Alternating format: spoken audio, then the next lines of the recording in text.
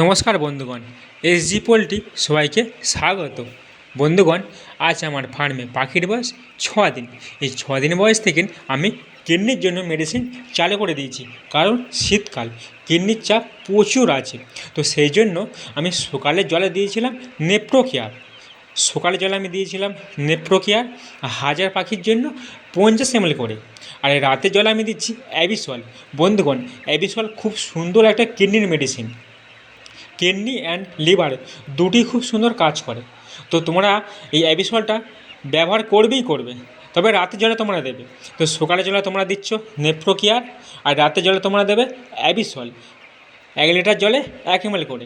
বন্ধুগণ, 6 দিনের বয়স থেকে 10 দিন বয়স পর্যন্ত কন্টিনিউ তোমরা এই মেডিসিনটা চালাবে। 10 দিন বয়স পেরিয়ে গেলে তোমরা ভ্যাকসিন করবে।